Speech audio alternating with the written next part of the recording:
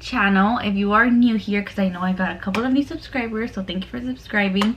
If you're new here, I do now have 2 daughters. My husband's in the Navy and we are stationed in Gulfport right now, but we're supposed to be PCSing soon for the first time ever, and we do full-time in an RV. So this is where I'm at. We live in an RV full-time because of all this COVID stuff, of all this coronavirus stuff. I'm not sure if we're gonna be moving soon or what, but stay tuned for that, because if we do end up moving, I'm obviously gonna be vlogging all of that.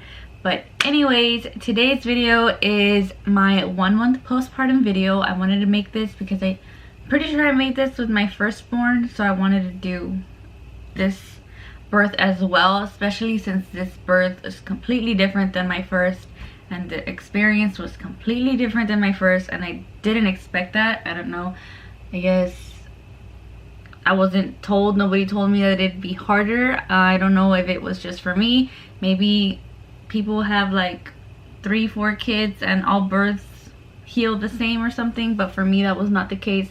So I just wanted to make this video to basically just talk about how different the recovery process was, and how I guess you shouldn't always expect the same recovery, because I just wasn't told that, so I wasn't prepared. I wasn't at all prepared to go through what I went through, or what I'm going through currently. But anyways, if you want to know all the first postpartum things that I went through, then just keep on watching. To start off, this pregnancy was completely different than my first because my daughter was breeched. My first daughter was not breeched. I did end up having a C-section with her, but it didn't have to do with her being breeched. So that's a first. This pregnancy, my daughter was breeched. We tried everything to try to get her to flip, and nothing worked. We tried spinning babies, we tried a cold compress and a warm compress. They say if you put something cold on top of your belly and something warm on the bottom of your belly, it'll make your baby want to flip. That didn't work. I went to a chiropractor. They did the Webster technique. That didn't work. I tried everything, and I tried putting music under my belly so she could go towards the music. That didn't work. Nothing worked.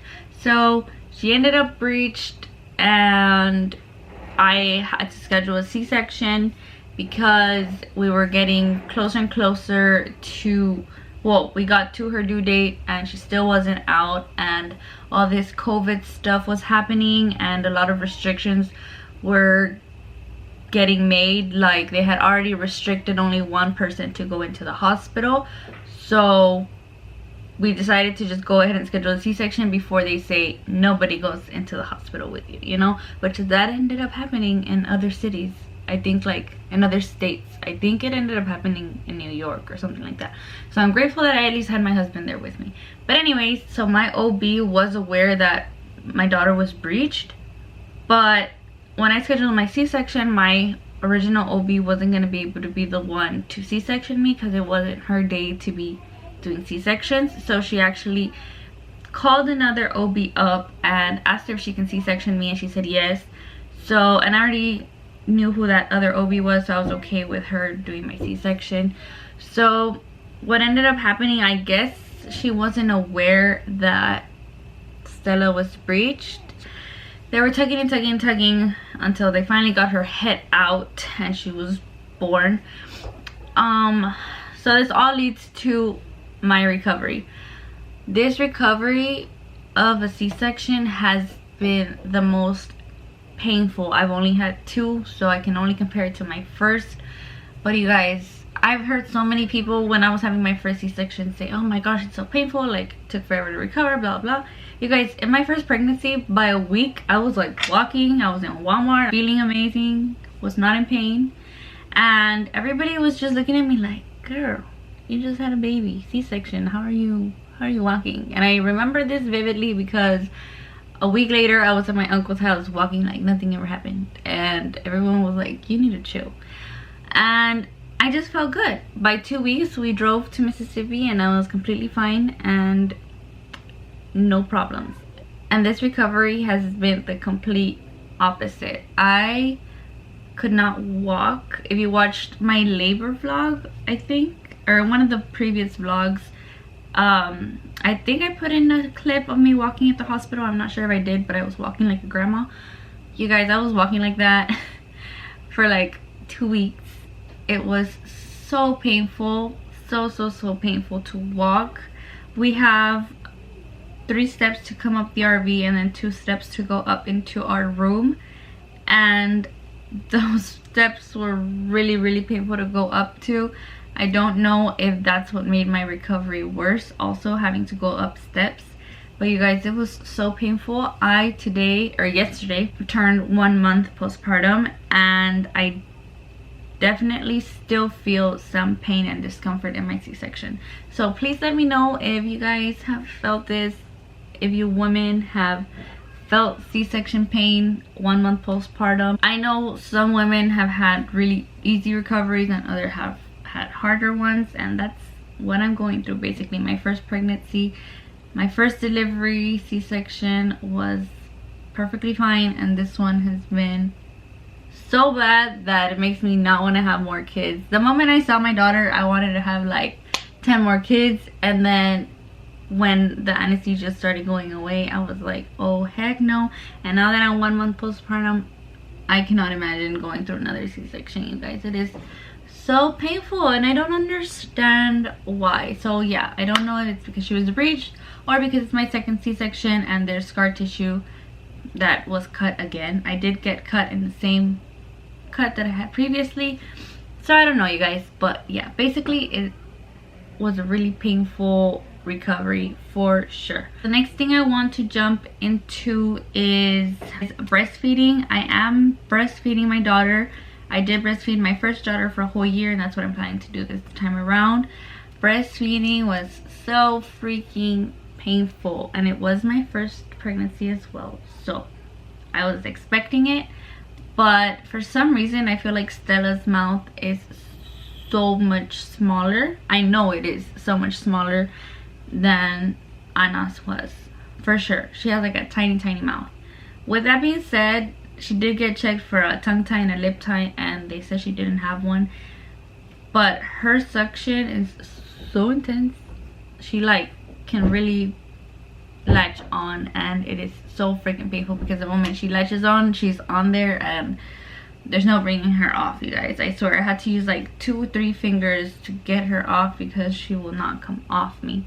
But anyways, breastfeeding was so freaking hard, and if you're watching this and you had a baby or you're about to have a baby, I want to tell you not to give up, because I promise you it's for at least 2-3 weeks, and after that you will be golden. You will be all better. You won't have nipple sores. But yes, I was in so much pain. I had nipple sores, my nipples were bleeding, my boobs were engorged, and yeah, I have a lot of milk in the freezer now, thank God, because of all the milk I had when my milk came in and everything. So anyways, breastfeeding is so freaking hard in the beginning, but push through because it'll be worth it. But if you don't want to go through that pain, don't do it. Just bottle feed and formula feed your baby if that's your thing, because that'll save you some pain, because it's freaking painful in the beginning. But anyways, okay, that's for breastfeeding. Now I want to talk about my recovery, or what I did to take care of myself. If you have watched my videos for a long time now, then you know that I used belly fit girdles with my first daughter.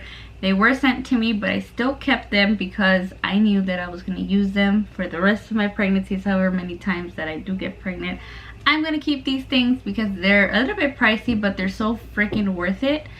So I do have the large, medium, and the small.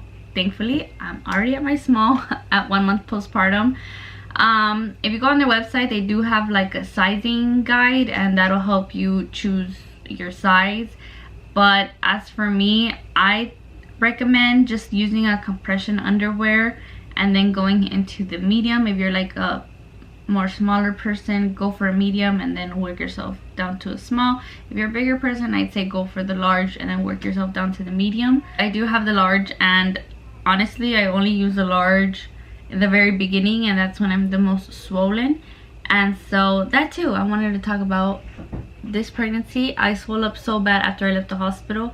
I was swollen for a good 2 weeks, and that was crazy to me because I wasn't even that big when I went into the hospital. So I do recommend the Benefit girdles. They did actually send me their new one, which is what this is. They have the straps on here and it kind of looks the same, but their sizing is a little bit different because this is a small and the one that I'm wearing is a small.